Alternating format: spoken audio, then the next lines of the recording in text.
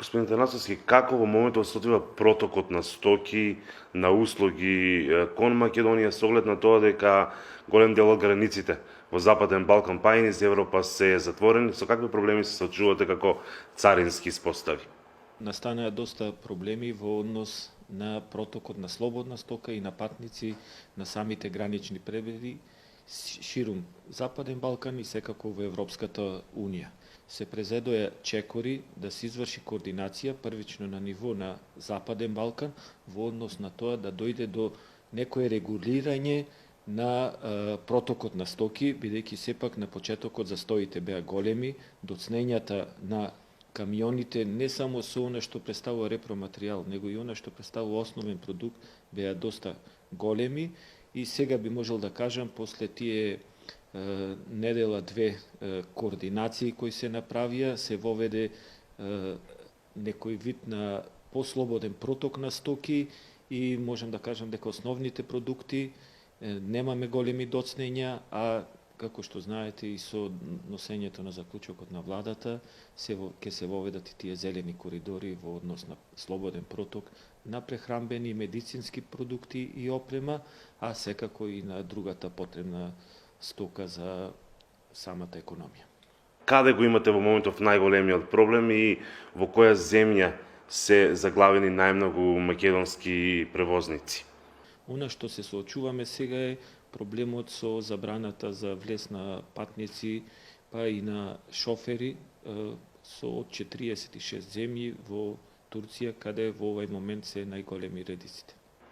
Колку македонски камиони чекаат во Турција? Овие денови се вложуваат напори од страна на владата на Република Северна Македонија некако да се изрегулира прашањето за забрана и начинот за извоз на роба во Турција и секако и увоз, бидејќи Турција представува значаен трговски партнер на нашата држава.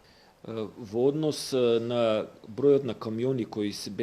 имаа проблем за влез во Турција, бројката се движеше на почетокот околу 100 камиони, меѓутоа тука голем дел од нив со воспоставување на забраната се вратија назад во нашата држава, добар дел ги оставија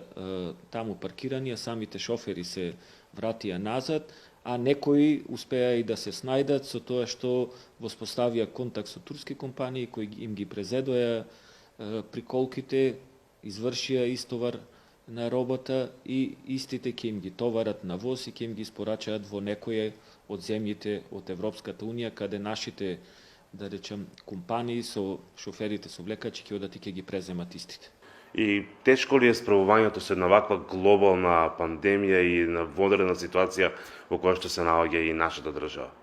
Царинската управа ги преземе сите мерки кои се на нејзино располагање, секако во координација и со другите институции во владата на Република Северна Македонија, да сите оние негативни консеквенции према слободниот транспорт на стоки се елиминираат. Се презедоја мерки во однос на движењето на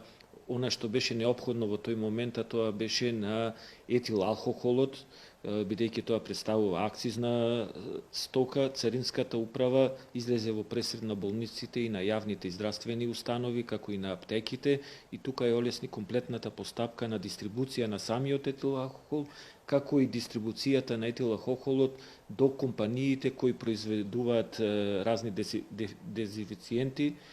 Исто така се презедоја мерки во однос на спречување, односно забрана за извоз на одредена медицинска опрема која беше клучна во тие моменти и се уште, да речем, се набавува.